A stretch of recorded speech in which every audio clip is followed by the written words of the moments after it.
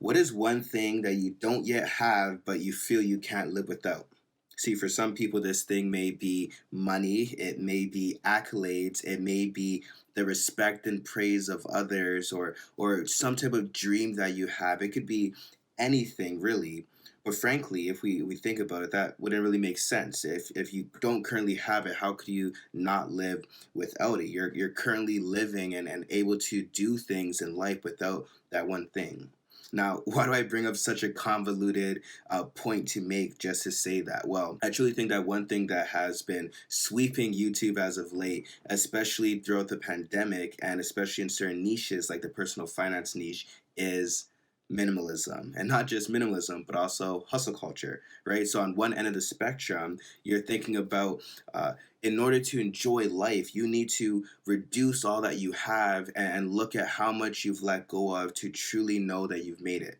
On the other side, you really need to pick your bootstraps up. You got to work really hard. You got to grind and do everything that you possibly can with the littlest that you have in order to just make it. And then, only then, will you have satisfaction in life. See, is that truly the answer that we're forced to? Are we bound by this constant shifting of our identities to just what we're able to do or what we're able to let go of? I offer a third solution: contentment. Hey everyone, welcome back to my channel. I'm so glad that you're here. I would like to ask you to like, comment, and subscribe, and also hit that notification bell so that you can be notified of when my next video comes out.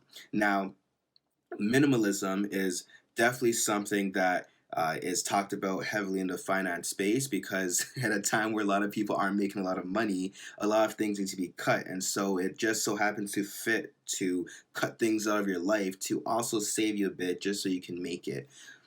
That's really survival. I mean, sure, you can try to enjoy that as much as you can. And I think there is an art of being able to renounce something. I think it's really good to know that you can live without something. Like if I actually couldn't let go of my phone, then it would probably mean that I'm actually enslaved to my phone. And so I like the concept or some applications of minimalism where you know that you can let go of things that you don't need and you're able to focus on maybe just your needs, maybe some minor wants. That's okay too.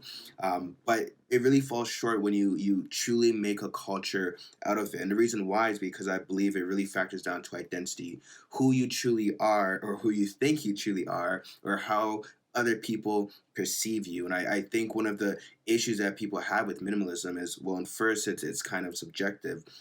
How minimal do you need to be a minimalist, right? You can maybe have only a limited amount of technology. Some people could barely have technology. Others can get everything that they want, but maybe just on camera, they only show a certain side of themselves to show how little they use. That is definitely not something that, not a way that I live. I don't consider myself a minimalist, and I never will, because what is the end result of minimalism? Why are you even going to minimalism in the first place? Again, the same thing could apply to hustle culture. Again, in hard times, right? People are struggling financially. The Bank of Canada just actually increased interest rates by 0.25% again. People are getting pummeled right now in this economy. And so many of us are having to pick up side hustles and start another job or work extra hours, really gun for that promotion in order to maybe just survive a little bit more, have a bit more freedom and breathing room in our budgets. Right, and so we make a culture of it, of in order to encourage ourselves, but also try and find some enjoyment. We can so often just idolize the culture of hustling. Just you gotta wake up early. You gotta you.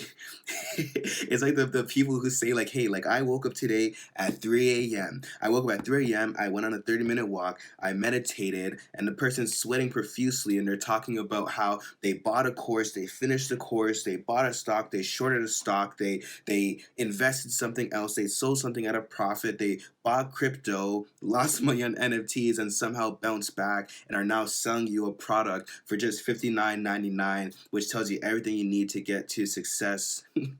It makes no sense, right? Like again, that's an extreme, right? You have people who are a bit more, yeah, your Gary V's, you have people who are a bit more moderate. There's a wide spectrum on both ends. The reason why I say is, again, what is the reason that we're gravitating towards this hustle culture, right? Are we just working for the respect of other people?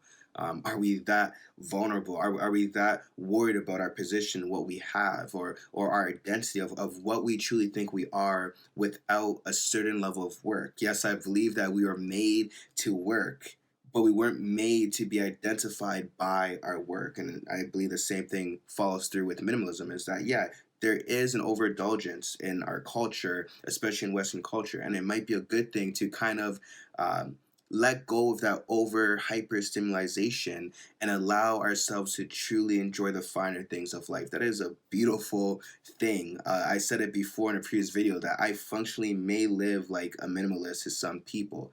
That's just me. I'm just a simple guy. Honestly speaking, both ends of minimalism and hustle culture only go so far. And if we don't actually look at the root of why we're pursuing these things, then we can just be on another rat race. It'll be a fad that comes and it'll be a fad that goes, and nothing new will be found under the sun. I mentioned contentment, and I believe contentment is something that everyone is able to achieve regardless of where you are financially. I mean, on a general scale, yes, some of us are struggling. I still have student loans to pay, and I made a video all about how I'm still trying to pay off my student loans this year.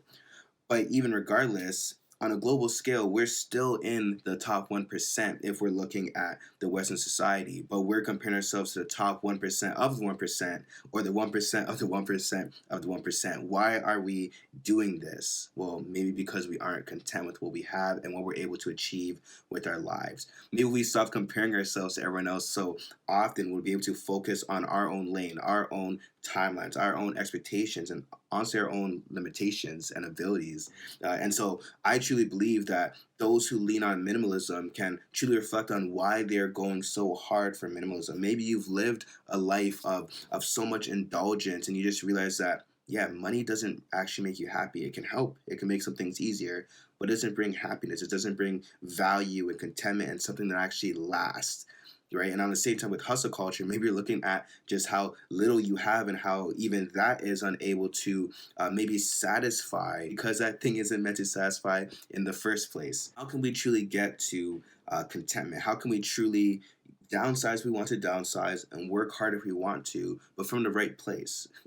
Well, I think it really boils down to how we view ourselves. I mentioned before in a previous video that I'm a Christian, I'm a follower of Jesus, and so I believe that my identity comes from who Jesus says that I am. And so it's not contingent on myself because people are fickle. It's not contingent on other people because, of course, other people are fickle as well. And so rather than worrying myself about how much other people are working, or promotions that other people have, positions that other people are able to get, other people being honored for work that they do, and maybe you're being missed out, or maybe just wanting to feel a bit nice about yourself, and you're looking at how much self-control you have by who you are compared to someone else who maybe isn't as disciplined with their money or their possessions. But does that really help?